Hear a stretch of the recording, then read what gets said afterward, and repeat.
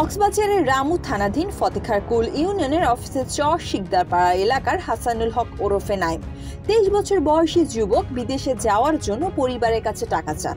পরিবার টাকা দিতে অনীহা প্রকাশ করায় অপর বন্ধু শাহিনকে নিয়ে 8 বছর বয়সী আপন ভাতিজি আফিয়া জান্নাত আরোয়াকে অপহরণের পরিকল্পনা করেন। এরই ধারাবাহিকতার অংশ হিসাবে গেল 10 নভেম্বর মাদ্রাসায় যাওয়ার পথে রামু থানাধীন ফতেখারকুল ইউনিয়নের অফিসের চর শিকদারপাড়া এলাকার এমদাদুল উলুম মাদ্রাসা গেটের সামনে থেকে আফিয়া জান্নাত আরোয়াকে অপহরণ করা হয়। এরপর আইন শৃঙ্খলা বাহিনীর দ্বারস্থ হন পরিবারের লোকজন। আফিয়াকে উদ্ধারের কাজ শুরু করে র্যাব।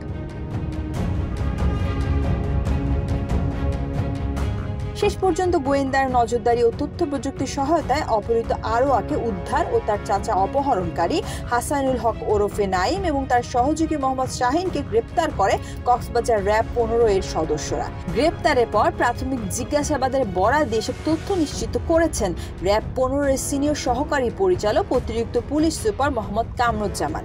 গ্রেপ্তারকৃতরা হলেন রামুর ফতেখারকুল ইউনিয়নের অফিসের চর শিকদারপাড়া এলাকা নুরুল আফসারের ছেলে নাইম ও একই ইউনিয়নের পূর্বদ্বীপ এলাকার আব্দুল সোবহানের ছেলে শাহিন। এর মধ্যে নাইম অপহৃত আফিয়ার আপন চাচা।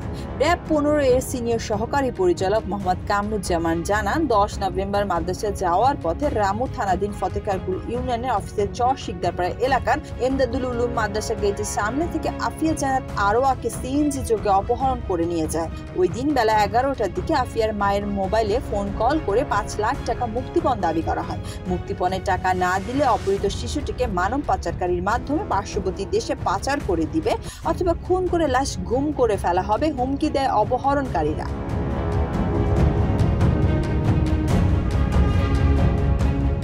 11 নভেম্বর ভিকটিমের মা বাদী হয়ে রামু থানায় নারী ও শিশু নির্যাতন দমন আইনে মামলা দায়ের করেন। তারই সূত্র ধরে ছায়া তদন্ত শুরু করে র্যাব।